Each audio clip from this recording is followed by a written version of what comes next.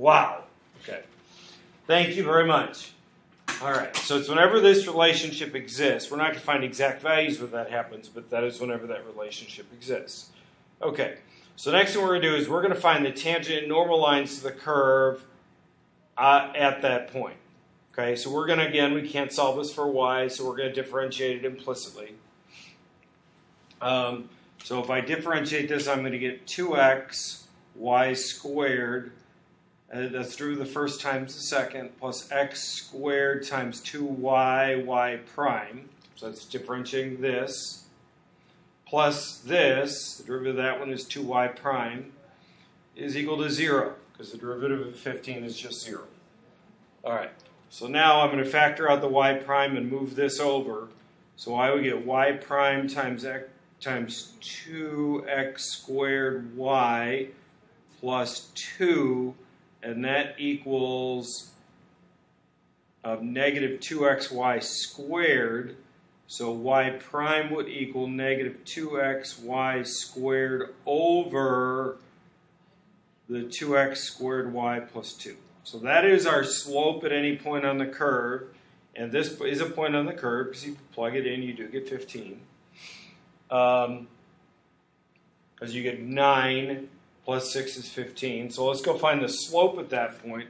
So y prime at negative 1, 3 is going to be negative 2. And when I plug in negative 1 and 3, and I'm going to square that, and then on the bottom it's going to be 2 times negative 1 squared plus 2. This is 2 times 9 is 18 over 4, which is 9 halves. So our tangent line would be y minus 3 is equal to 9 halves times x plus 1. I can just leave it like that. Our normal with the same point would still be y minus 3, and I'd still have x plus 1. I just use the perpendicular. Normal is the same as perpendicular, so that's going to be negative 9 halves, because I take the opposite. I'm sorry, negative 2 ninths. Wow. Okay? All right. So now we're going to go on to the next one. These are the inverse trig functions and differentiation. We're first going to just talk about inverse trig as a little review here. Is what does this mean? Is remember, that is to saying y is the sine of x. Those two, first of all, are exactly the same thing. Okay? And it is, so it's the same as this one. Okay? This one is the same as the inverse sine of y.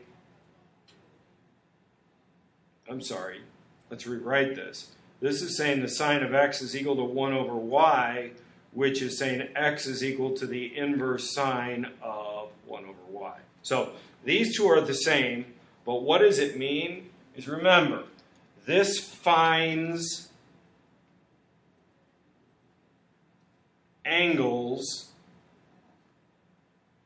This computes angles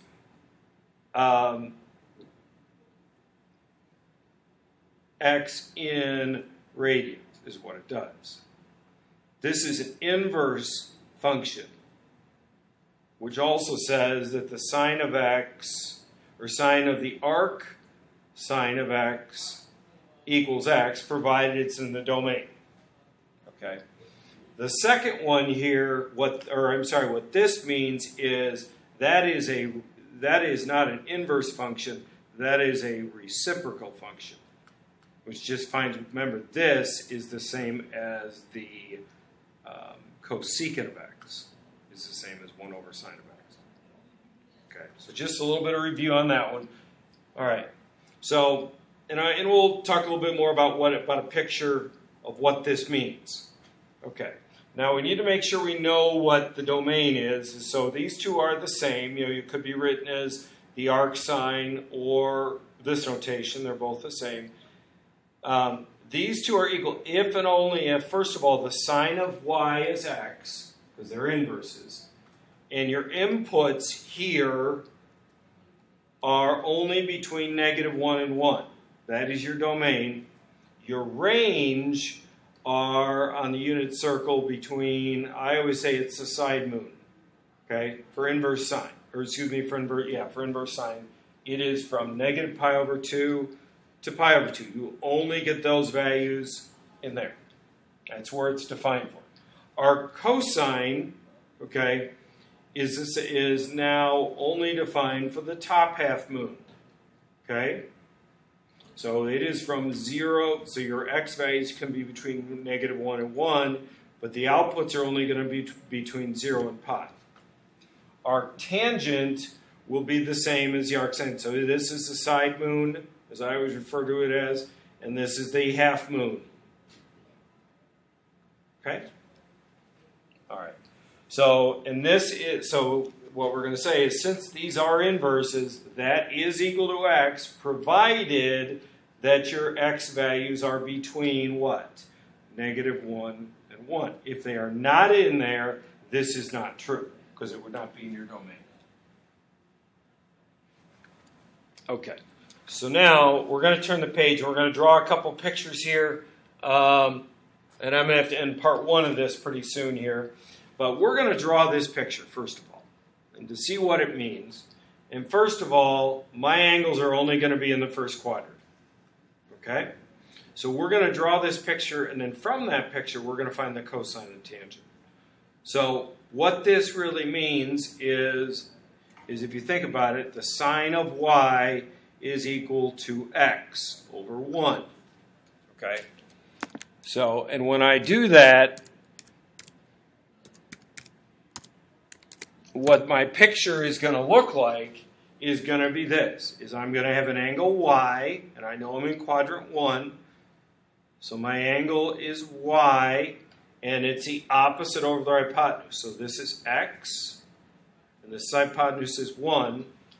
Well, how would I find this side then? Because I'm going to need to find that side, is I'm going to use Pythagorean. And what's that side going to be? Well, I know that x squared plus the box squared is 1. So the box is going to equal 1 minus x squared, but I'm going to have to take the square root of it.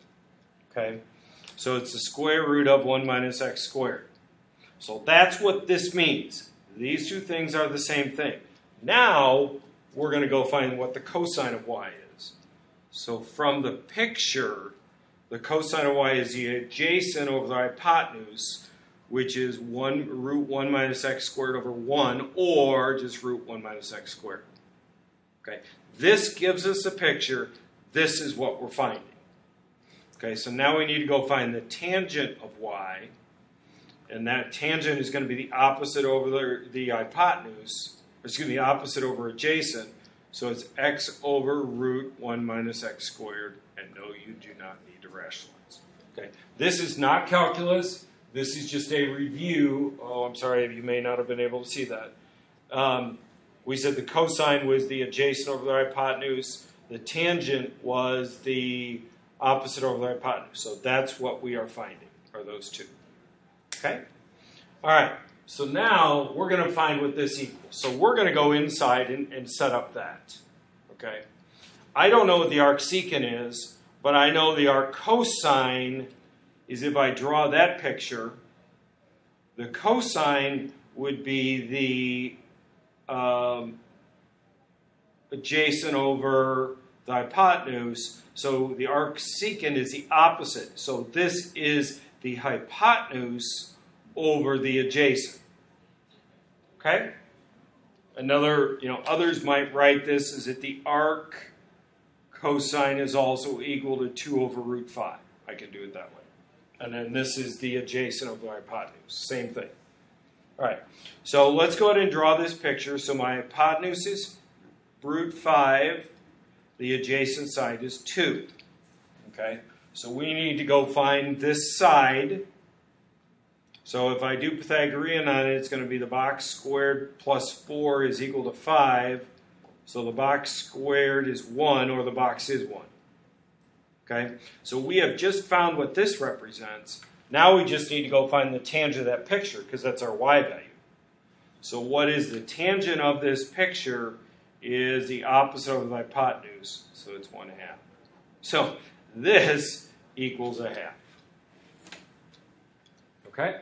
All right, the last one is the arc cosine is negative. We're first going to find this, set up that picture, and then find the cotangent of it. So if you remember, the arc cosine is defined here. So when we get negative values, it's going to be over there. Okay?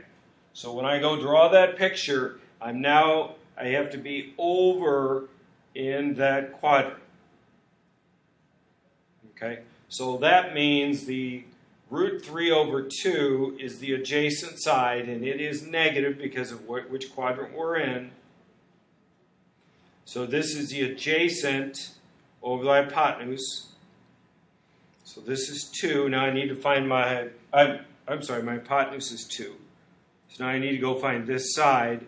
So I'm going to do Pythagorean on it. So I get the box squared plus 3 is equal to 4. So the box squared is equal to 1. So the box is just equal to 1. So this is 1. So now we need to find the cotangent of that picture. I'm not so good with the cotangent, but I know the tangent. So this is our angle y. The tangent is opposite over adjacent.